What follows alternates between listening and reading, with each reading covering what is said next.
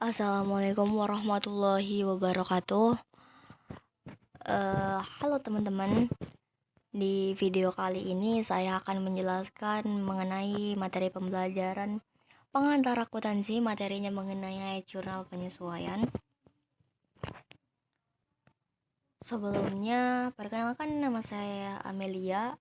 Video ini dibuat juga untuk memenuhi tugas dari pengantar akuntansi. Sebelumnya teman-teman udah pada tahu belum sih apa itu ayat jurnal penyesuaian? Ayat jurnal penyesuaian adalah salah satu tahap pembukuan pada akuntansi dan merupakan dokumen yang membantu proses penyusunan laporan keuangan. Laporan keuangan dalam perusahaan perlu dilaporkan setiap akhir periode keuangan seperti tiap akhir bulan, tiap kuartal, serta tiap tahun. Selanjutnya ada fungsi jurnal penyesuaian. Teman-teman pada tahu belum sih? Kalau belum tahu, di sini saya akan menjelaskannya. Yang pertama yaitu supaya akun nominal, yakni akun pendapatan serta bebannya bisa diakui di suatu periode serta menunjukkan situasi yang sesungguhnya. Yang kedua, menghitung perkiraan nominal atau pendapatan serta beban sebenarnya dalam periode terkait. Yang ketiga, menetapkan saldo catatan pada akun buku besar di akhir periode, sehingga perkiraan saldo kewajiban dan harta atau saldo real menunjukkan jumlah sesungguhnya. Yang keempat, supaya di akhir periode akun real yang berupa harta, kewajiban, serta modal menampakkan situasi sebenarnya. Teman-teman juga tahu nggak sih apa itu macam-macam penyesuaian? Macam-macam penyesuaian yaitu dibagi menjadi beberapa bagian. Yang pertama, beban dibayar di muka. Beban dibayar di muka adalah biaya yang akan habis melalui berlalunya waktu. Misalnya, biaya sewa dan asuransi.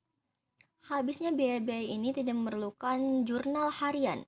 Biasanya perusahaan menunda pengakuan dari berkurangnya biaya tersebut sampai suatu perusahaan menyusun laporan keuangan. Selanjutnya, perlengkapan. Pemakaian perlengkapan adalah nilai sebagian harga beli perlengkapan yang digunakan dalam periode akuntansi. Penyusutan atau depresiasi aset tetap. Aktiva tetap bisa disebut juga depresiasi aset tetap ya, atau penyusutan adalah harta yang diperoleh untuk digunakan dalam operasional dan dapat digunakan berulang-ulang serta umurnya lebih dari 1 tahun.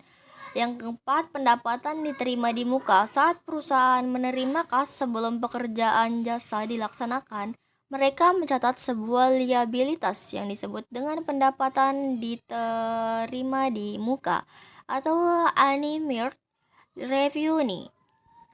Selanjutnya yaitu ada beban yang harus dibayar. Beban yang telah dikeluarkan tetapi belum dibayar atau dicatat pada tanggal laporan keuangan disebut beban yang harus dibayar atau accrued expenses. Selanjutnya juga ada pendapatan yang harus diterima. Pendapatan atas jasa yang telah dikerjakan tetapi belum dicatat pada tanggal laporan adalah pendapatan yang harus diterima atau accrued revenues. Selanjutnya ada kerugian piutang. Kerugian piutang adalah taksiran kerugian piutang yang ditimbulkan karena adanya piutang tak tertagih. Nah, selanjutnya di sini ada contoh soal. Contoh soalnya yaitu tentang PT Janji Hati. Ini udah ada neraca saldonya ya. Neraca saldonya yaitu yang pertama ada kas. Nah, yang pertama ada kas. Kas jumlah nominalnya yaitu 84.600.000, dia masuk ke debit. Selanjutnya ada piutang usaha sebesar 126 juta masuk ke debit. Persediaan barang 158,640 masuk ke debit. Selanjutnya ada bahan habis pakai sebesar 10.050.000 masuk ke debit. Asuransi dibayar di muka sebesar 10.320.000 masuk ke debit. Yang selanjutnya ada bangunan sebesar 2,400 juta masuk ke debit. Selanjutnya ada akumulasi depresiasi pembangunan atau bangunan, dia sebesar 120 juta masuk ke kredit. Kendaraan dengan nominal 1,200 juta masuk ke debit. Selanjutnya ada akumulasi depresiasi kendaraan sebesar 60 juta masuk ke kredit. Selanjutnya ada peralatan sebesar 185,40 ribu masuk ke debit. Selanjutnya ada akumulasi depresiasi peralatan 15.420.000 masuk ke kredit. Utang usaha sebesar 60 juta masuk ke kredit. Utang PPh sebesar 120 juta masuk ke kredit. Uang muka pasien sebesar 48,960.000 masuk ke kredit. Utang gaji tidak ada nominal ya. Utang bank sebesar 1,440 juta masuk ke kredit. Modal saham sebesar 1,614 juta masuk ke kredit. Selanjutnya ada laba ditahan sebesar 600 juta masuk ke kredit. Ada dividen sebesar 187,200.000 masuk ke debit. Selanjutnya ada pendapatan rawat inap sebesar 1,567.500.000 masuk ke kredit. Selanjutnya ada pendapatan rawat jalan sebesar 990 juta. Selanjutnya ada retur penjualan sebesar 14.400.000 masuk ke debit. Selanjutnya ada potongan penjualan sebesar 9.900.000 masuk ke debit. Selanjutnya ada pembelian sebesar 600 juta masuk ke debit. Selanjutnya juga ada retur pembelian sebesar 16.080.000 masuk ke kredit. Selanjutnya ada biaya pengangkutan pembelian sebesar 6 juta. Selanjutnya ada potongan pembelian sebesar 6 juta masuk ke kredit. Terus ada biaya gaji sebesar 98.310.000 masuk ke debit. Selanjutnya ada biaya pemasaran sebesar 783.750.000 masuk ke kredit. Selanjutnya ada biaya pelatihan dan pengembangan sebesar 470,250.000 masuk ke debit. Selanjutnya ada biaya perbaikan 235,125.000 masuk ke debit. Biaya bunga 78,375.000 masuk ke debit. Jadi jumlahnya 6,657.960.000. Baik itu di debit maupun di kredit. Selanjutnya ada informasi tambahan, yaitu ada 10. Yang pertama, persediaan barang pada tanggal 31 Desember 2023 berjumlah 160 juta. Yang kedua, piutang yang tidak dapat ditagih ditaksir berjumlah 6 juta rupiah. Yang ketiga, biaya habis pakai yang tersisa di gudang berjumlah 3 juta rupiah. Yang keempat, asuransi yang diperhitungkan untuk tahun ini sebesar 5 juta rupiah. Yang kelima, depresiasi bangunan untuk tahun 2023 sebesar 60 juta rupiah. Yang keenam, depresiasi kendaraan untuk tahun 2023 sebesar 40 juta rupiah. Yang ketujuh, depresiasi peralatan untuk tahun 2023 sebesar 17.500.000 rupiah. Yang kedelapan, gaji yang belum dibayar dan belum dicatat berjumlah sebesar 15 juta rupiah. Yang kesembilan, uang muka pasien rawat inap yang diakui untuk 2023 sebesar 20 juta rupiah. Selanjutnya, bunga bank yang diperhitungkan untuk Desember 2023 sebesar 5% dari utang bank. Nah, kita diminta untuk membuat jurnal penyesuaian per 31 Desember 2023. Nah, ini jawabannya. Untuk jawaban ini, kita ada cara penyelesaiannya terlebih dahulu.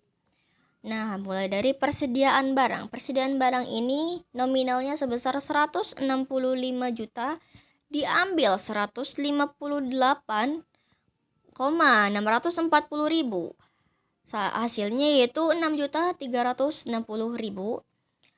Ada piutang usaha nominalnya sebesar 126 juta, diambil 6 juta, yaitu hasilnya 120 juta. Bahan habis pakai nominalnya 10.550.000, diambil 3 juta sama dengan 7.050.000. Asuransi dibayar di muka sebesar 10.320.000, diambil 5 juta sama dengan 5.320.000. Akumulasi depresiasi bangunan nominalnya sebesar 120 juta, diambil 60 juta, hasilnya 60 juta. Akumulasi depresiasi kendaraan nominalnya sebesar 60 juta, diambil 40 juta, hasilnya 20 juta. Akumulasi depresiasi peralatan hasilnya itu 2.080.000. Utang gaji nominalnya sebesar 15 juta. Uang muka pasien yaitu nominalnya 48.960.000, diambil 20 juta sama dengan 28.960.000. Biaya bunga 50%, yaitu hasilnya 6 juta. Nah, udah ada hasilnya seperti ini dan diperjelas lagi, yaitu beban persediaan barang nominalnya 6.360.000 masuk ke debit. Persediaan barang dengan nominal yang sama masuk ke kredit. Piutang usaha sebesar 1,200 juta masuk ke debit. Pendapatan jasa dengan nominal yang sama masuk ke kredit. Beban bahan habis pakai sebesar 7.050.000 masuk ke debit. Bahan habis pakai dengan nominal yang sama masuk ke kredit. Asuransi dibayar di muka sebesar 5.320.000 masuk ke debit. Beban asuransi dengan nominal yang sama masuk ke kredit. Beban akumulasi depresiasi bangunan sebesar 60 juta masuk ke debit. Akumulasi depresiasi bangunan dengan nominal yang sama masuk ke kredit. Beban akumulasi depresiasi kendaraan sebesar 20 juta masuk ke debit. Akumulasi depresiasi kendaraan dengan nominal yang sama masuk ke kredit. Beban akumulasi depresiasi peralatan sebesar 2.080.000. Akumulasi depresiasi peralatan dengan nominal yang sama masuk ke kredit. Beban gaji dengan nominal 15 juta masuk ke debit. Utang gaji dengan nominal yang sama masuk ke kredit. Beban uang muka pasien sebesar 28.960.000 masuk ke debit. Uang muka pasien dengan nominal yang sama masuk ke kredit. Beban bunga sebesar 72 juta